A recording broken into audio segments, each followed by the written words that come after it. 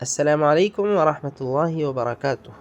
کیا آپ نے کبھی کسی ایسے انسان کے بارے میں سنا ہے جس کا نام اللہ تعالیٰ نے خود رکھا ہو؟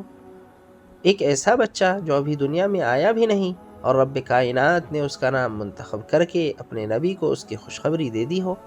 یہ وہ خاص نبی ہیں جن کے بارے میں قرآن کہتا ہے، اے زکریا، ہم تمہیں ایک بیٹے کی خوشخبری دیتے ہیں جس کا نام یحییٰ ہے۔ ہم نے اس سے پہلے کسی کو یہ نام نہیں دیا۔ سورہ مریم آیت نمبر 7۔ یہ کہانی شروع ہوتی ہے حضرت زکریا علیہ السلام سے، جو نبی تھے، بزرگ ہو چکے تھے، بال سفید ہو چکے تھے، بیوی بانجھ تھی، مگر دل میں ایک خواہش تھی، ایک ایسی دعا تھی جو برسوں سے لبوں پر تھی۔ وہ چاہتے تھے کہ ان کے بعد کوئی ہو جو دین کا کام کرے، جو بنی اسرائیل کو اللہ کی طرف بلائے، جو ان کی نسل کی نہیں بلکہ نبوت کی وراثت سنبھالے۔ اور وہ چپ کے اپنے رب سے دعا کرا کرتے تھے۔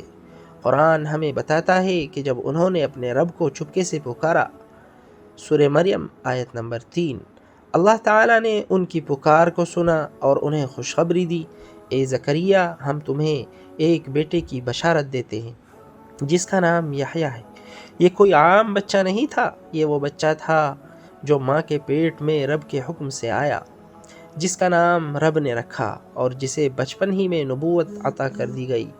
قرآن کہتا ہے، اے یحییٰ، کتاب کو مضبوطی سے تھام لو، اور ہم نے بچپن ہی میں اسے حکمت عطا کر دی۔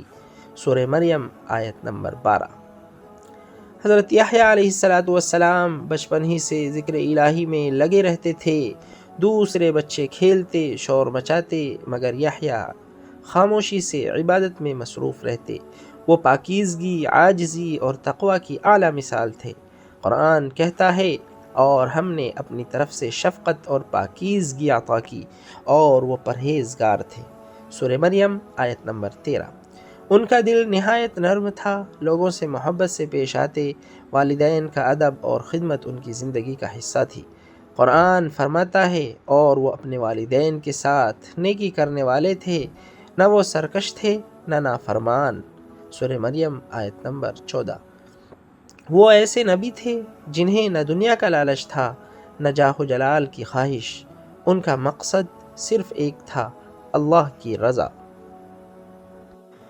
مگر جیسے جیسے وہ بڑے ہوئے، بنی اسرائیل میں بگاڑ بھی بڑھتا گیا، لوگوں نے شریعت کو چھوڑ دیا، حرام کو حلال سمجھنے لگے، فحاشی عام ہو گئی، یہاں تک کہ بادشاہ نے اپنے ہی بھائی کی بیوی سے شادی کا ارادہ کیا۔ سب درباری خاموش تھے، کوئی نہ بولا، مگر یحییٰ علیہ السلام نے صاف کہا، یہ نکاح اللہ کے حکم کے خلاف ہے، یہ حرام ہے۔ یہ بات بادشاہ کے دل میں کانٹے کی طرح چبھی، غصے سے بھر گیا، اور پھر وہ دن آیا جب حضرت یحییٰ علیہ السلام کو صرف حق کہنے کے جرم میں قتل کر دیا گیا۔ جی ہاں، ایک نبی، ایک سچے اور پاک دل انسان کو صرف اس لیے مار دیا گیا کہ اس نے سچ کہا تھا، مگر زمین پر بہایا گیا۔ یہ پاک خون رب کے علم میں تھا اور رب خاموش نہ رہا۔ قرآن کہتا ہے، اور اس پر سلام ہو جس دن وہ پیدا ہوا، اور جس دن وہ وفات پائے گا، اور جس دن وہ زندہ اٹھایا جائے گا۔ سورہ مریم آیت نمبر 15۔ یہ وہ نبی تھے جن پر اللہ تعالیٰ نے خود سلام بھیجا۔ کیسی عظمت ہے، کیسی شان ہے اس نبی کی، جس کی پیدائش، زندگی اور موت تینوں پر رب کا سلام ہے۔ حضرت یحییٰ علیہ السلام ہمیں سکھاتے ہیں، سچ بولنا آسان نہیں مگر لازم ہے۔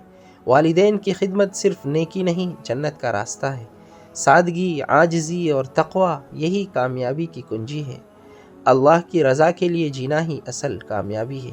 اگر آپ کے دل کو یہ کہانی چھو گئی ہو تو اسے دوسروں تک بھی ضرور پہنچائیں، کیونکہ سچ کی روشنی پھیلانے والے ہی اصل کامیاب لوگ ہیں۔ السلام علیکم ورحمۃ اللہ وبرکاتہ۔